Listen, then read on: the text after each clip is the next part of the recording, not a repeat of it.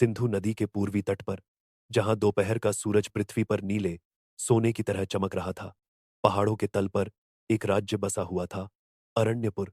यह भूमि घिरी हुई थी, देवदारू, साल और पीपल के घने जंगल। इसकी मिट्टी गहरे लाल रंग की थी, जिसमें हिरणों के ताजे पदचिन्ह हमेशा दिखाई देते थे। इस क्षेत्र का शासक राजा वृषदिवाहन था।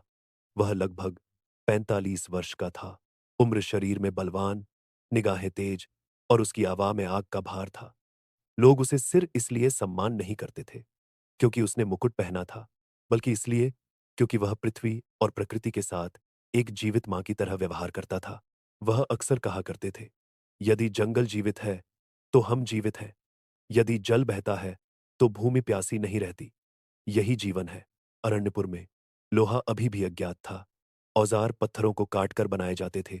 भारी, कोआ, उन्हें हाथ से तराशा गया और आकार दिया गया। लोगों ने गेहूं, जौ और तिल की खेती की। महिलाओं ने मिट्टी के बर्तन बनाए और पुरुषों ने खेतों में काम किया या जंगल से लकड़ी और फल इकट्ठा किए। पवित्र वृक्ष, वन के केंद्र में भूमि का सबसे पवित्र स्थल स्थित था। अमृत वन, अमृत का वन। इसके केंद्र में एक विशाल, प्राचीन वृक्ष खड़ा था, जिसे अमृत वृक्ष यानी CTR वृक्ष ऐसा कहा जाता था कि इस वृक्ष के फल किसी भी बीमारी को ठीक कर सकते हैं और भूख को दूर कर सकते हैं। प्रत्येक वर्ष अक्षय तृतीया पर स्वयं राजा उस वृक्ष के नीचे एक पवित्र अनुष्ठान करते थे। चारों ओर पेड़ के नीचे 12 वन रक्षक जंगल में ही पले बड़े पुरुष खड़े थे। उनके पास न सोना था, न रेशम, केवल खुरदुरे वस्त्र और शरीर पर पवित्र भस्म थी। वे जंगल के साथ पूर्ण सामंजस्य में रहते थे और वे अमृत वृक्ष की भगवान की तरह पूजा करते थे। एक अजीब परिवर्तन वैशाख का महीना था। आमतौर पर पेड़ अब फल लगने लगते थे, लेकिन इस साल कुछ गड़बड़ थी। वह केंद्र के पास के पेड़ मुरझाने लगे। उनकी पत्तियां काली हो गईं, उनकी जड़ें सूख गईं और एक अजीबोगरीब दुर्गंध पूरे बाग में फैल गई। महाक नाम के एक वन रक्षक ने राजा को संदेश भेजा, वन अस्वस्थ है, मेरे स्वामी। अमृत वृक्ष की शक्ति कम हो रही है। राजा ने तुरंत अपने शाही दरबार को बुलाया। मंत्री, भुवनी, शिह, यागदेव और सेनापति रुद्राक्ष ने सलाह दी कि यह एक प्राकृतिक कष्ट नहीं था। यह किसी प्राचीन चीज का संकेत था। शिलाफलकों का अध्ययन। श्री यागदेव एक खुदी हुई शिलाफलक लाए जो गहराई में पाई गई थी, पर्वतीय गुफाएं। उस पर लिखा था, जब पृथ्वी से विष उठता है तो अमृत भी पीला पड़ जाता है। अधोलोक के पशु के उठने पर पेड़ रोते हैं। यह संदेश एक गहरे सत्य की ओर इशारा करता था। यह रोग, यह स्वाभाविक नहीं है।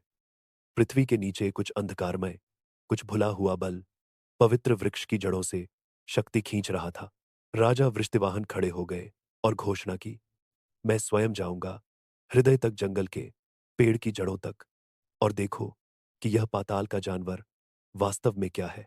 पेड़ के नीचे गुफा। घने जंगल से पैदल 5 दिन की यात्रा के बाद राजा और एक छोटा सा पहरा अमृत वृक्ष के तल पर पहुंचे। इसकी जड़ों के नीचे एक गुफा छिपी हुई थी, अंधेरी, शांत और अकल्पनीय रूप से पुरानी। उन्होंने प्रकाश के लिए मशालें ली हुई थीं और उनके पास केवल हथियार थे, तेज धार वाले पत्थर के भाले। गुफा के अंदर उन्हें सच्चाई मिली। कालकूट नाम का एक सर्प जैसा राक्षस जाग गया था, एक प्राचीन प्राणी जिसे कभी पृथ्वी ने ही दबा दिया था। उसका शरीर सांप की तरह घिसटता था। उसकी आंखें पिघले हुए लोहे की तरह चमक रही थीं और उसकी जीभ से एक जहरीला कोहरा निकल रहा था, जिससे हरी भरी हर चीज मुरझा रही थी। उसने अमृत वृक्ष की जड़ों से पवित्र ऊर्जा निकालना शुरू कर दिया था। युद्ध और बंधन। पृथ्वी की गहराई में एक भयानक युद्ध शुरू हुआ। कालकूट ने अपना विष हवा में छोड़ दिया और ऊपर के पेड़ काले होने लगे। श्री यागदेव ने एक शक्तिशाली अग्नि अनुष्ठान शुरू किया, अग्निबंधन या अग्निबंधन। जनरल रुद्राक्ष ने कालकूट की आंखों पर भारी भाला मारा, जबकि महाक ने राक्षस की पूंछ में आग लगा दी। यागदेव के मंत्रों ने आग का एक घेरा बनाया, जिससे प्राणी अंतिम क्षण में राजा वृषदिवाहन ने विष को एक पवित्र नीम के पत्ते के कैप्सूल में बंद कर दिया और उसे गहरे भूमिगत एक नक्काशीदार पत्थर के नीचे दफना दिया। जंगल का पुनर्जन्म। 2 दिनों के भीतर अमृत वृक्ष ने अपने पीले पत्ते झाड़ दिए और नए हरे पत्ते उगा दिए। अरण्यपुर के लोगों ने आनंद मनाया। एक बड़ा उत्सव मनाया गया। राजा ने स्थापित किया एक स्थायी वन रक्षक, वन सेना, पेड़ और सभी पवित्र जीवन की रक्षा के लिए। उसने अमृत वृक्ष की जड़ों के पास पत्थर में एक पवित्र शिलालेख खुदवाने का आदेश दिया। जब तक पेड़ जियो, अरण्यपुर जीवित रहेगा। जब तक पृथ्वी हमारी माता है, हम उसके पुत्र हैं।